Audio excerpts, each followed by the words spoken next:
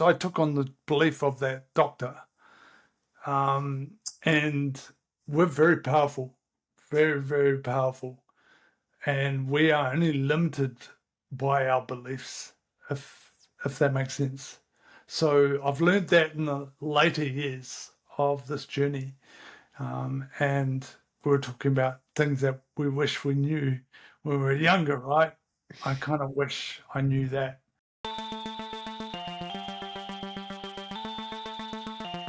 Wayne, welcome to the show. It's lovely to be here, Aaron. Thank you for having me. Absolutely. My first and most important question is, how are you doing? Like, actually, for real, how are you doing? Um, these days, pretty good. I've learnt to control my thoughts a lot better than uh, say when I was younger, and that helps me create a better day.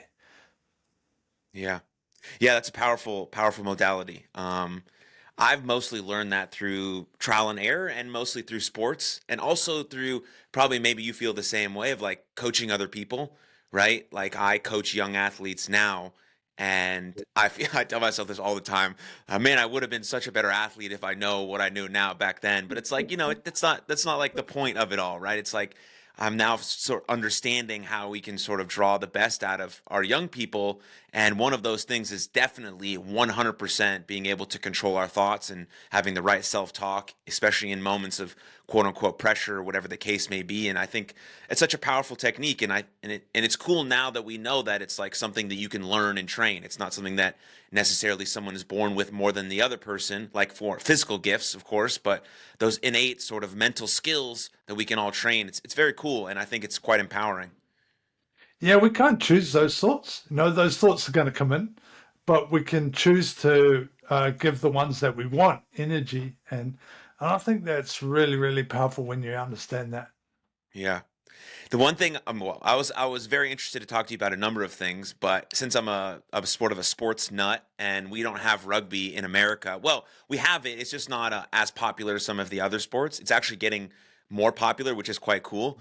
But you were a rugby player for a very long time, and that's part of your story when you were 25 years old. How you got into your situation that you're in now. But before we get into that, I want to know sort of some of the more important details about rugby because I don't know anything about it. Well, it's sort of like a it stems from soccer or football. Then I think the English call it football. I don't know if you call it soccer, um, but it stems from that, and it started with someone just picking up a ball and running with it. Um, so rugby is sort of a bit like gridiron, a bit like soccer, but you're not allowed to pass it forward. You have to pass it backwards when you've got it, and it's about keeping possession. So uh, it's a fast game, a faster game than gridiron, but we don't have the pads and we don't have the helmet. And when I played, we used to have the studs on the bottom of the boots. You could actually ruck people out with that boot and ruck along their back. And, for me growing up, if I didn't have a whole lot of red marks on my back, then I wasn't doing my job. So, yeah, it was a real physical and is still a very physical, tough game of chess, really. Yeah. Wow. That's very, yeah. I mean, I've seen some videos and footage of it, and these guys just seem like these tough motherfuckers. I love it. It's awesome. Just in the Uh, trenches with your boys, like the one where they're huddling around and they move each other around.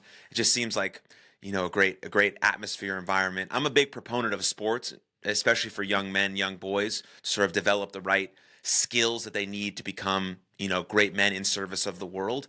Was that the same for you? I mean, how do you feel about sports now, or what did that teach you as you moved on in your life? Well, first of all, I've got a 16-year-old son and he loves rugby. So, and we haven't talked about it, but I ended up in a wheelchair because of rugby, or because I was playing rugby. I should say it wasn't because of rugby. And so, yeah, I really do believe that the masculine in us um, need something physical, and so sports a really good way of getting that physicality.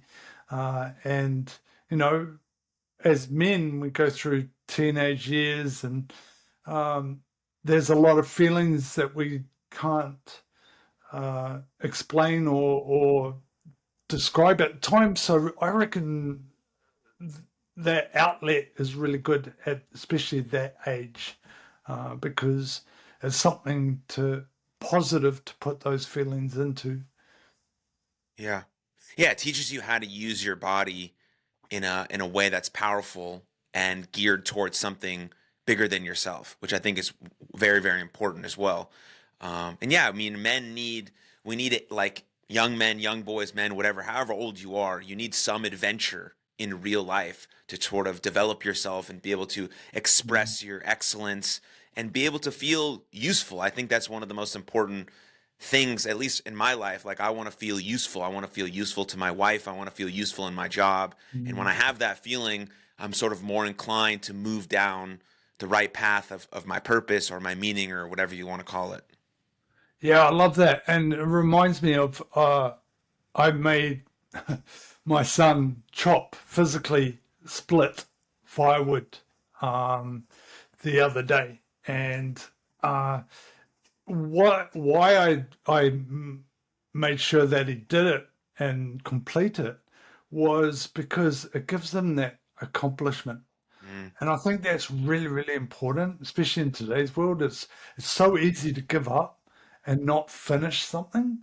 And you can tell that he feels good about himself when he's, you know, finished that task. mm, And it's given him that accomplishment because so many ways today with technology, it's too easy to go on to the next thing and not finish the thing that you've done. Um, yeah, so it's sports the same, I believe, y- you know, yeah. and it's that community, especially if you play a team sport like rugby. It's a real men's community, and it can be really powerful. Yeah. Yeah, there's like nothing better than doing something hard and then at the end being like, yeah, I fucking did that. That was nice. You know?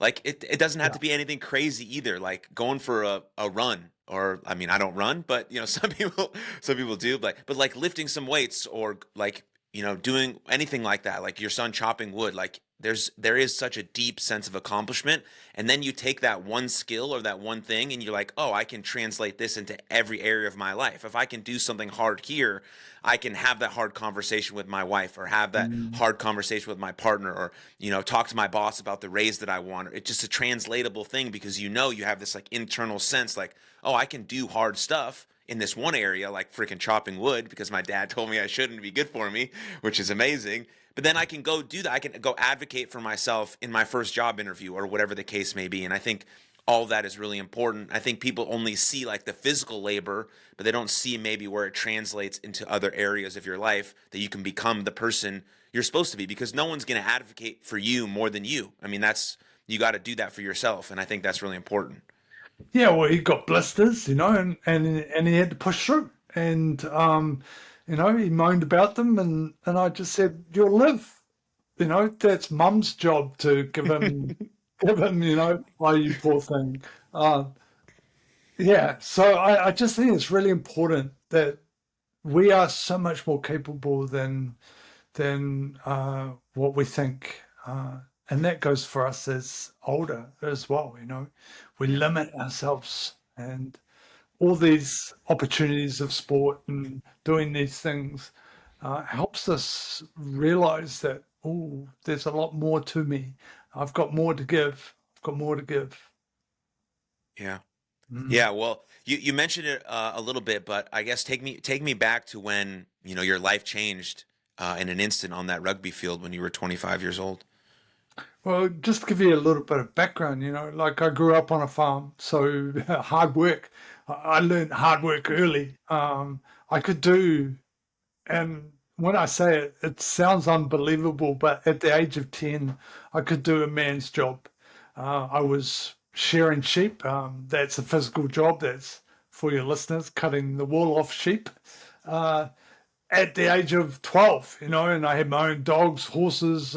I could do anything that my father asked me to do on the farm at that early age. And so I was really, really physical. And of course, sport came with their lifestyle, and rugby is our national game here. So it was big in the country areas and still is today.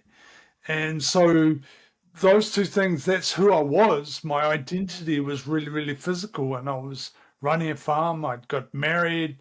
I had a sharing business as well. So I had all these things that I was very determined to create. And uh, just a normal day playing rugby for my local club, and was asked to captain. And right in the last minutes of the game, I just took the ball into contact, and there was this moment where I was held up, and I can remember my thought process going, "You're not going to take this ball off me," which resulted in me making a decision to put myself in danger. And in that split second, I ended up with my head under my shoulder and dislocated my neck. Um, the pain was incredible. I don't know if anyone out there's dislocated something, it's not a nice pain. Um, and I couldn't breathe. And it went from there. I sat on that, or laid on that wet ground for about an hour and a bit before a helicopter came, and a doctor, and he finally gave me some pain relief, and everything was kind of spaced out from there. And I can't remember much in the first 5 days, and kind of woke up in a hospital bedroom looking at the ceiling going, "Oh, please let it be a bad dream." Mm, And then that split second, I'd gone from not being able to move my arms, hands, couldn't feed myself, couldn't go to the toilet by myself, to, from this very independent physical guy. Um, so, yeah, there was a lot of tough times in those early days. Now, 30 years ago, or this month, 30 years ago. mm. Yeah, wow, 30 years. Congratulations to what you've built, my friend. That's amazing. Mm. But did you think your life would end up in this place? Right here doing these sorts of things, being an author, a coach, a speaker, No, TED Talks, all these sorts of things? no, I can remember there was a moment when the doctor came in and told me pretty bluntly that I wasn't going to walk again, and it gutted me. I wanted to punch him in the face, but um, of course, my mum brought me up to be a polite young man, so I didn't say anything. And um, there was moments where I can remember saying, "How am I going to survive this?" And luckily, I had this. I think we all do, this voice that said, "You're going to do what you love." And I recognize that as my inner warrior now that I speak about. And that set me on a path to creating something, because for me, it was farming. So I knew what I loved at that moment. So to answer your question, that set me on a path which are the same tools I use today, um, to create something. And I didn't know how.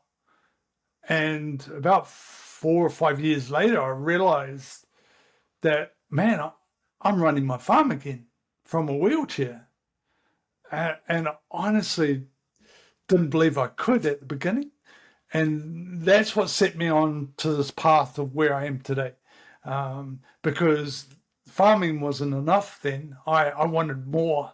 I wanted the next challenge that was going to grow me. And so that's how I became the author. That's how I became the coach, because it just took me on a road of discovery, I suppose, over 30 years.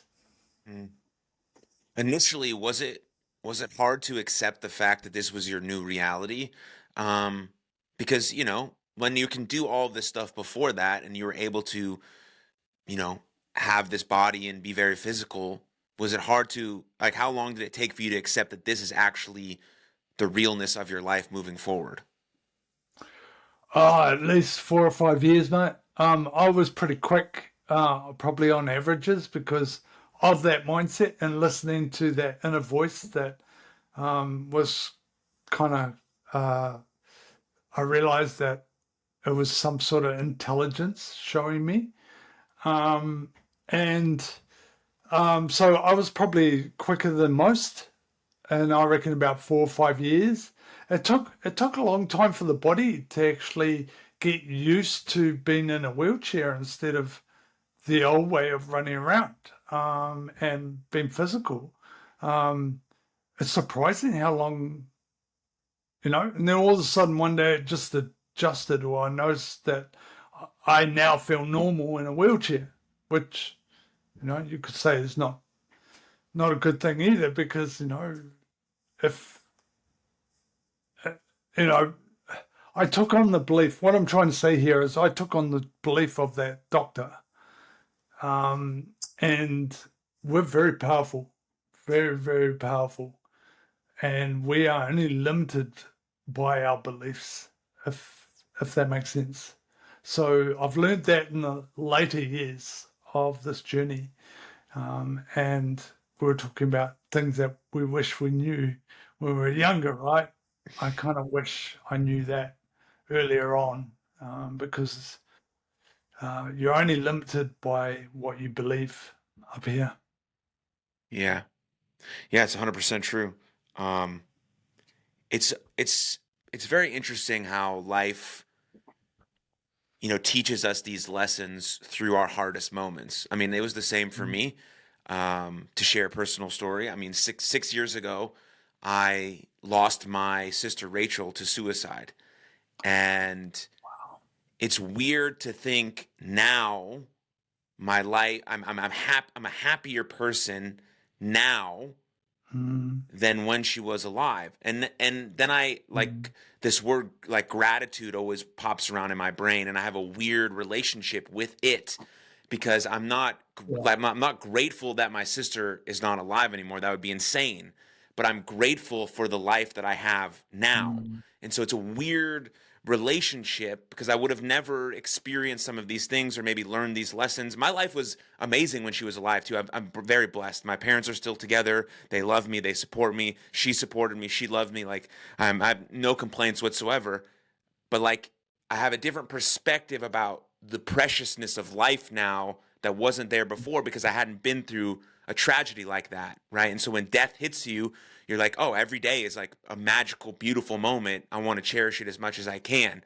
Um, and so I don't know, maybe just speak on that and how you feel about Uh, those things. Mate, it's the same with me because I had to go through all those feelings in those early days, of mourning my physical self. Right? You imagine I didn't do very good at school. I knew what I wanted to do from a really early age. So you can understand that when mine happened, it was exactly the same sort of grief process.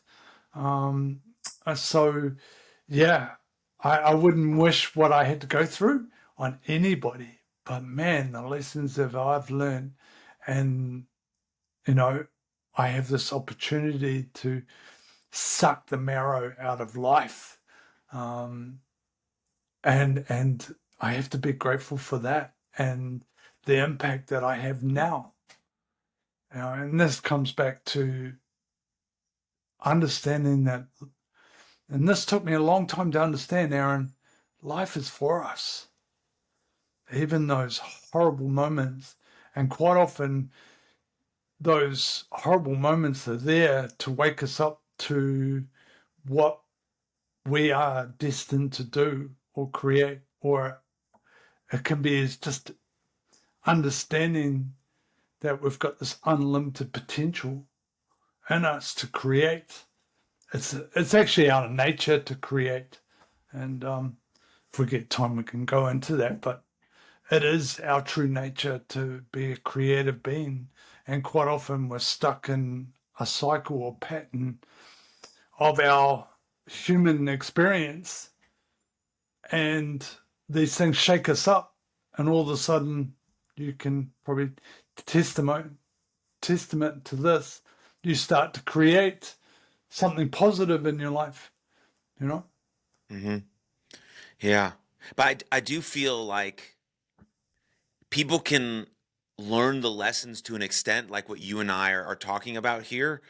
But I think you have to individually go through some sort of pain, which everyone will at some point, to actually really realize these lessons. It's like when someone says, I want to be rich and famous, and the rich and famous person says, "Well, fucking go be rich and famous. Take all of the shit." Like you have to like actually feel it to like believe that you don't want to actually want that thing. It's not the life you actually want, but you just see it from the outside, like that famous Jim Carrey quote. And I think the same thing has to be said here. But life is such a giving thing that it will give you some sort of pain and suffering that you can then apply the lessons to your life. But maybe as humans, we don't have to wait for that moment. We can actually think about these That's right. things, internalize them, use your experience as a way to transfer into my experience, and then put that out into the world before having to go through something horrific. Then, even if we do go through something horrific, we already have these skills acquired. We know that we can turn sort of these challenges into opportunities. We can use it as growth because I used Wayne's experience or someone else's experience that I read to funnel that into my heart and into my life. And the secret to doing that, Aaron, is always readjusting. And this is one of the tools that I use is what would I love? What would I love to create now? Right? Or even in this situation, what would I create? What would I love for the listeners to get out of this podcast? It's as simple as that. Might be a meeting. What's the outcome I would love? Right? That helps us align to what I call the inner warrior in us. And that is bloody powerful when you can keep adjusting to get in the rhythm of life. And another analogy is like our life is a stream. Problem is, most of us are trying to swim upstream, or we're trying to swim too fast and we actually don't see the opportunities that are around us, right? Instead of actually just being in the current of life, current of the stream. And we're all going towards the sea. That's our destination, right? Whatever that is. So it's learning to keep adjusting from what we think we want to actually being in that lovely current of life. Yeah. Yeah, it's just trying to flow with what life gives you. This guy that I follow coined the same sort of thing that you're talking about. He called it rugged flexibility, like being sort of rugged in the values that you have, but being very flexible about what life happens and being able to go with the flow, but understanding these are the values that I want to live by. This is sort of what I'm rugged in. Like I want to be honest and kind and caring and whatever. But life is going to move in different directions, so I got to be able to be Mm-hmm. flexible and go with the flow. And if you have young kids and your son poops on your leg, like you're not whatever, you got to be flexible with sort of situations like that. And life is going to throw you those curveballs. But if you're always just like this has to be a certain way all the time, it constricts you to be able to be flexible and flow and go with the stream, like you're saying, and that's very important. Yeah, I love the word curious. I talk about my book as just a few. It's I made them short little paragraphs for anybody to read, but uh, I wanted to target men, and it's about beliefs.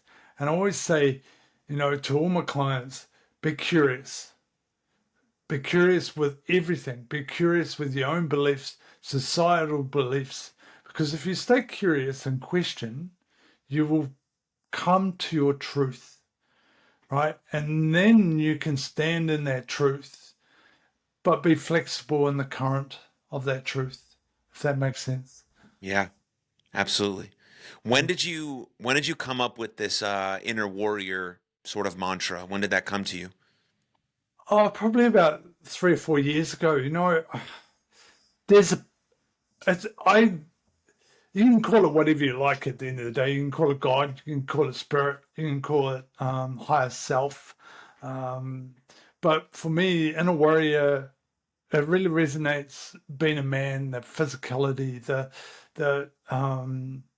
the power, the strength, and uh, going through my experience, I needed that power and strength um, to to keep pushing forward or keep fighting through my fears um, and creating what I've created. And I do today. I still need those fears haven't changed. I just have more skills and more tools, I suppose, to help me step into them and go for it. Yeah.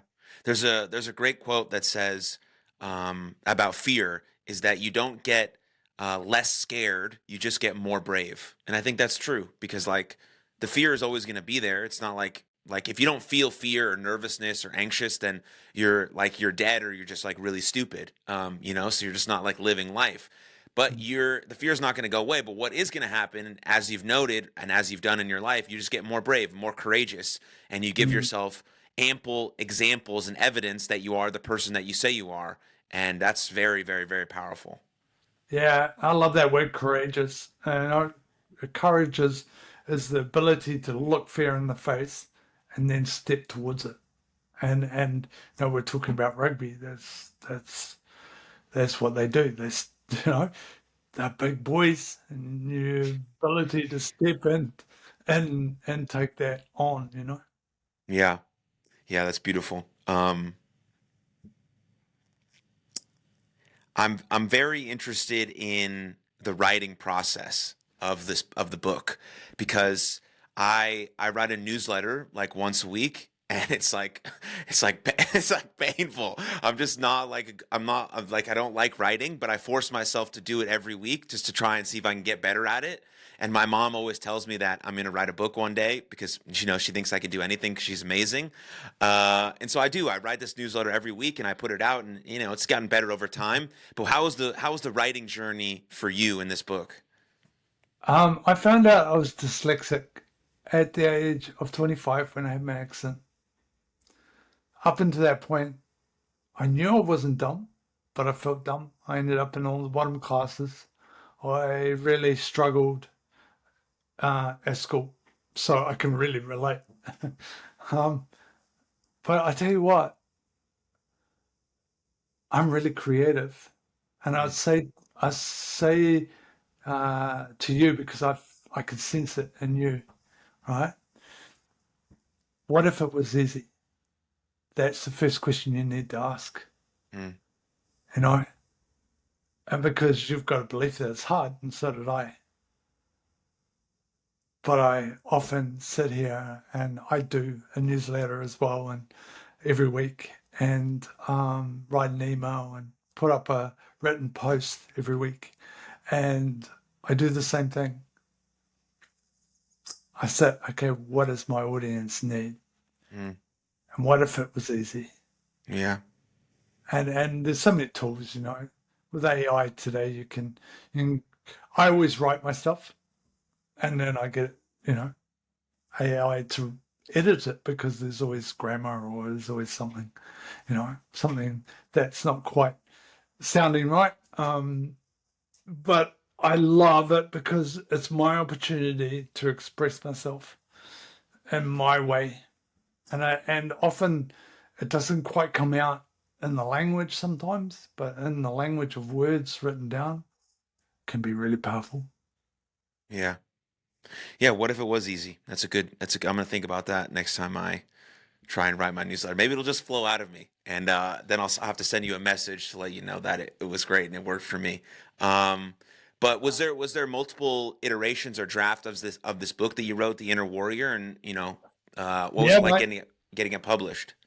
Yeah, it's only 10,000 words. So it's a bit of a process. It did flow because I knew where I wanted to take it.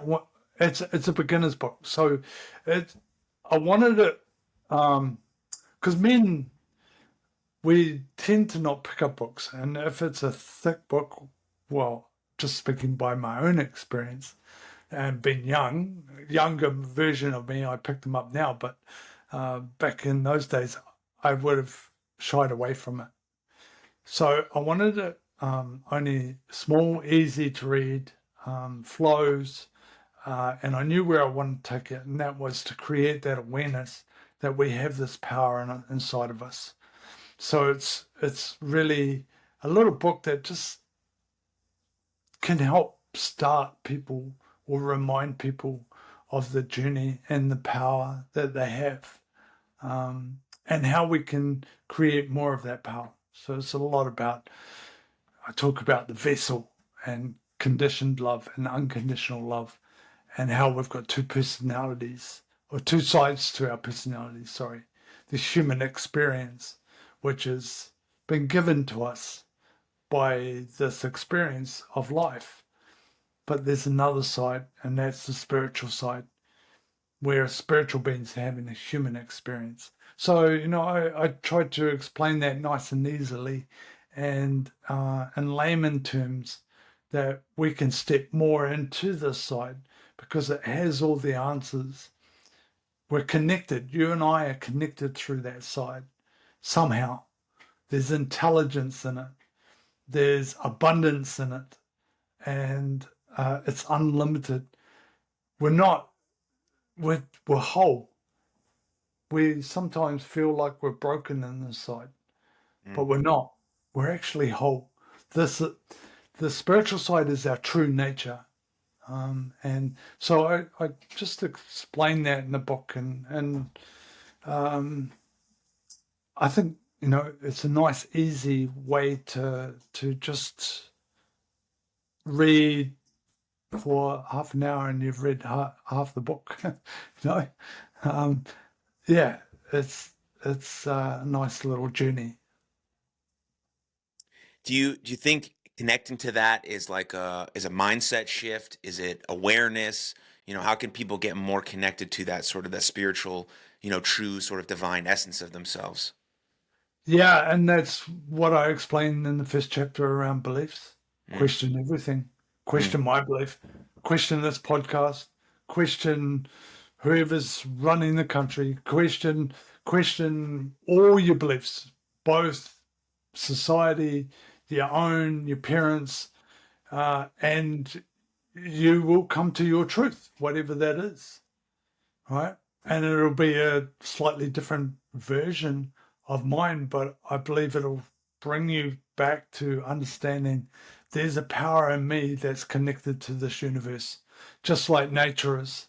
I've got a beautiful window here with a garden outside, and nature thrives. It's abundant. It grows. There's something in it saying grow, grow, grow. There's something in us going grow, grow, grow, Aaron, grow, right? And what is that? And for me, that's that connection. My inner warrior is connected to the universe. It's unconditional love. It's powerful. And we've been taught to live in our senses of touch, feel, hear, taste, and this power is in our faculties. It's will. It's intuition. It's gut sense. It's those things, and we don't always listen to it, you know. And mm. if we started to create a relationship with that side, ooh, where are you going to go? You're going to create some amazing stuff in your life. Yeah. I believe. Yeah, 100%. I think in that place excuse me, in that place you begin to trust yourself. And once you Mm. trust yourself, you're willing to step out into more uncomfortable environments. You're willing to take more risks and put yourself out there and see what actually happens. If I don't trust myself in any sort of way to have a conversation, to apply for a new job, whatever the case may be, then I'm never going to actually be able to see where my capabilities lie. But if I start connecting to that stuff that you're talking about, Mm. my intuition, my divine sense, all these sorts of things, then I can step out into the uncomfortable not knowing what's going to happen, obviously, but knowing that, yeah, whatever does come my way, I can trust that I can handle it. Yeah, man. And that brings me back to something that I've been working on lately. And as men, right, the masculine men, we make things happen. We use our muscle, that's what it's that masculine energy, right? We try to force things. And that too puts us out of that current of our stream of life, right? So it's a delicate using the feminine in us, or that feminine energy with the masculine, and understanding that there's there's a different way of being in the current, of manifesting stuff by being the change, being the vibration of what you want to create. And there's so much more to that. And but hopefully the listeners get a sense that it's this, we're in the current, out of the current, in the current, out of the current, and we learn to navigate and listen to our intuition and gut sense and that intelligence in us to try to stay in that flow. Yeah. Yeah. Yeah, I always say that we are our own best coach, and I think that's true. Because Mm. we know that's, but then we go to a coach, and what the coach is doing, he's basically asking us questions for us to already unlock the answers that we already know. I mean, that's what a good coach does. That's what you do. That's what I try to do with my players. They know the answer. They do. They know the answer. They know what they're supposed to do, and not maybe technically speaking about a sport, like we're trying to get better, like at a skill, but like intuition wise, like as you're saying. But then I'm only asking them a question that they feel like they could have asked themselves, but we're just getting there together. And that's the beautiful relationship of a coach and a player, or a coach and a client. And you have that back and forth, and basically allowing, giving the person permission to know that they do have the answers. They just got to ask the right questions. And that's where, a coach or a mentor or role model comes in play really well. Yeah, well, it's creating awareness, right? And if I tell you how to do something, or you tell your um, players how to do something, most of them won't get it. They won't get it until you ask them the question. Okay, so where are your feet? Let's say it's baseball, right? Where are your feet, right? Okay, so next time you swing, what if you put your feet here? So you're creating that awareness. They have to take the steps to really understand it, if that makes sense. Yeah. And and yeah, I that's what life's about. It's about actually creating more and more awareness. And I had a mentor that said, it's never a money problem. It's never a relationship problem. It's just always a lack of an awareness problem. Mm. Yeah. Yeah. Once you're aware, then you can actually do something about it. That's Mm. yeah, very powerful. Would you want to say anything else to maybe young men who are trying to develop their sort of their integrated masculine energy? How would you go about talking to them about that? Be kind to yourself, right? I think we're the biggest critics as well. My prominent voices was that I had to work harder than anybody else. Um, what if it was easy? And the other one was, I'm not enough. You know, we all have it. I've got these amazing things that I've created, but that voice is there in all of us. That self doubt, that uh, sometimes shame that comes with it. No, I had shame after my accident, that I wasn't a man enough anymore. I wasn't, I couldn't be a good dad, or a proper dad, or a proper husband. Um, you know, that's all bullshit.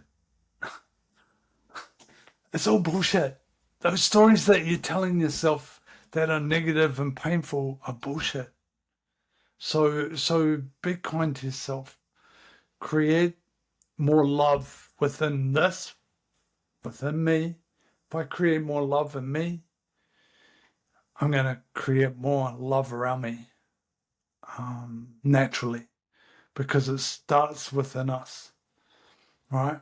So question everything, be kind to yourself, create more love within you. So, in other words, heal those traumas, those triggers that make you angry, make you sad, make you feel something that's negative, and start standing in your truth, which is love, abundance, and power of creation. Mm. I have a personal question to ask you, Wayne. I need your Ooh, advice.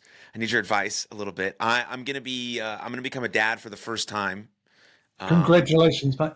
Thank you. We're expecting a boy in late September, maybe early October, depends on when he comes out. Hopefully, God willing, everyone's healthy during the process. But Uh, you're a father.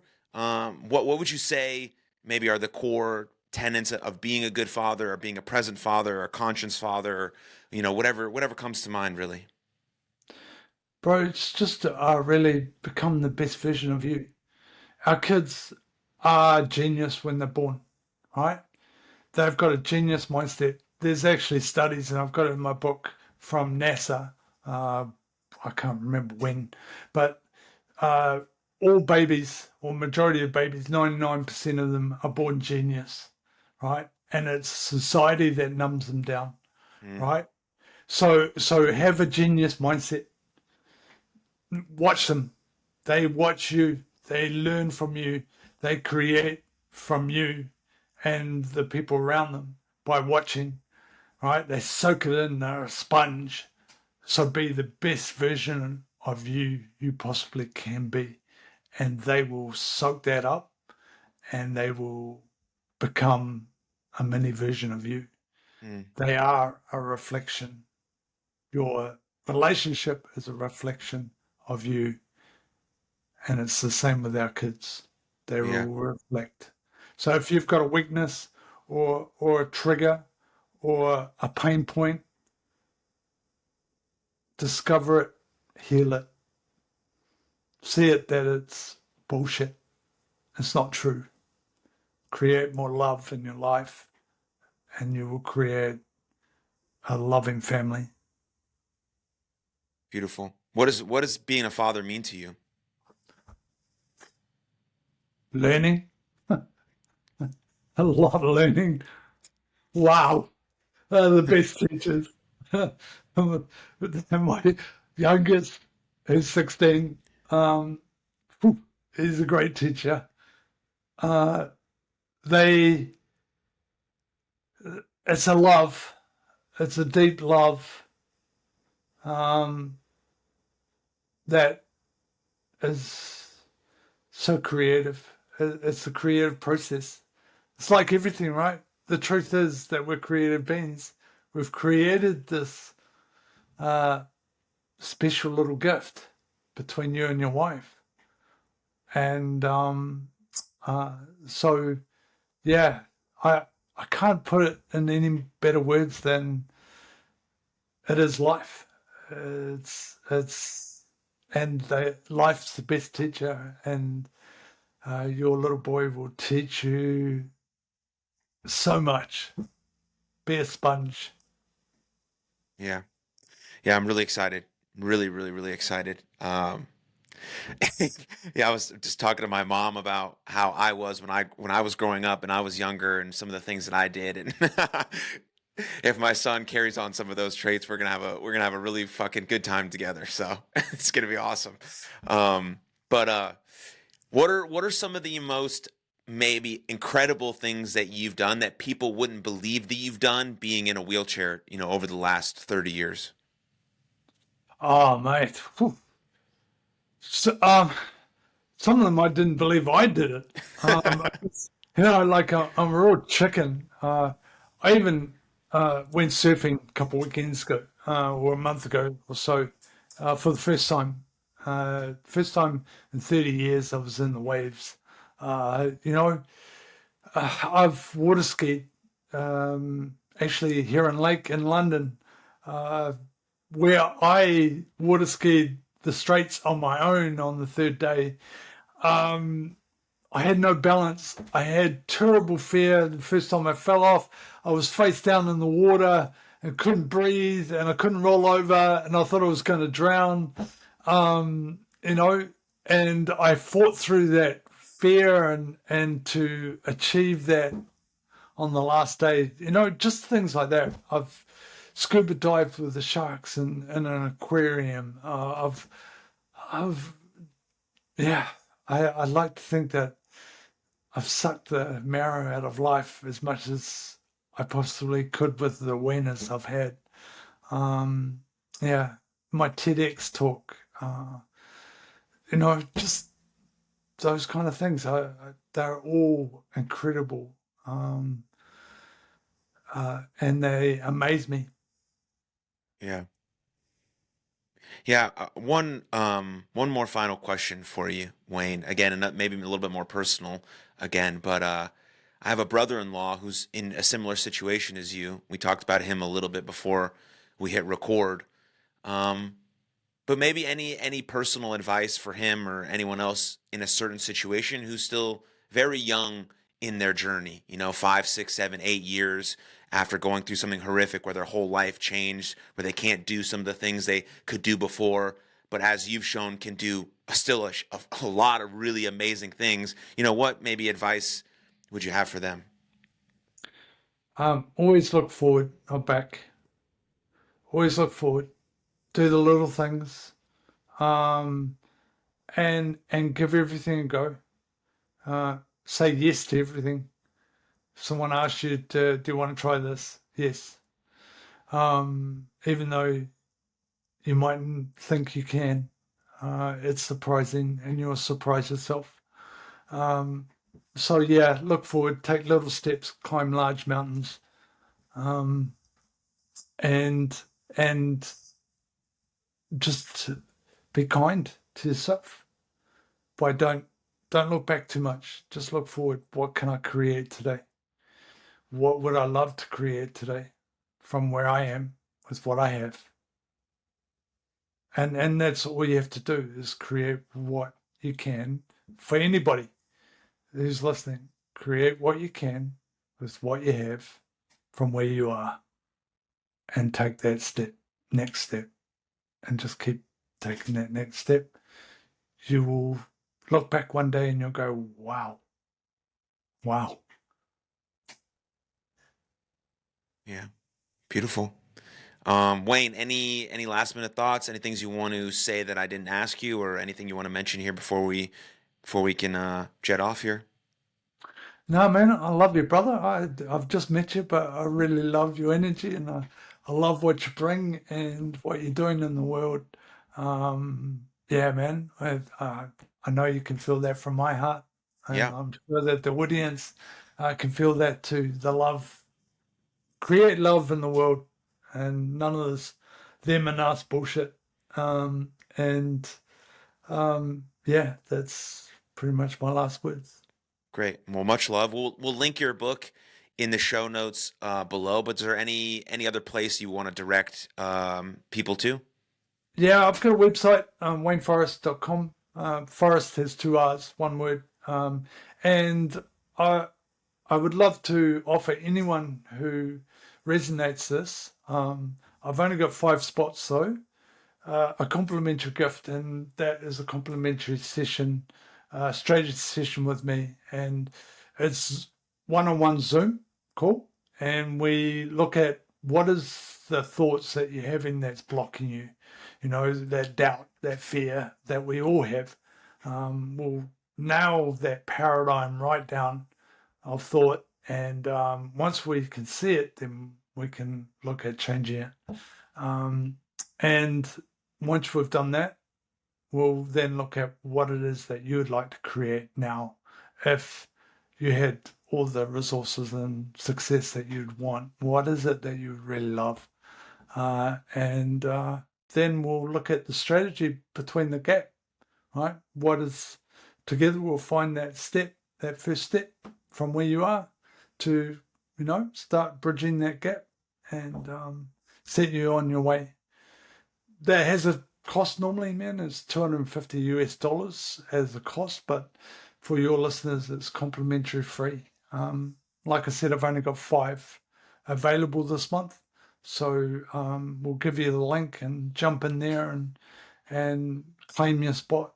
And if it resonates with you, you'll know that it's right. That's very kind of you, Wayne. Thank you, my friend. We appreciate that. It'll be linked in the show notes also below. So if you want to do that, hit the link and follow Wayne, buy the book. And I appreciate you very much, man, and enjoy the conversation. Cheers, man. Thanks, Aaron. Thank you very much for tuning into that episode. And if you enjoyed it, click right here for another full-length episode of the podcast. And please don't forget to subscribe. But most importantly, above all else, please take good care of yourselves and others. And I'll see you next time. Lots of love. Cheers.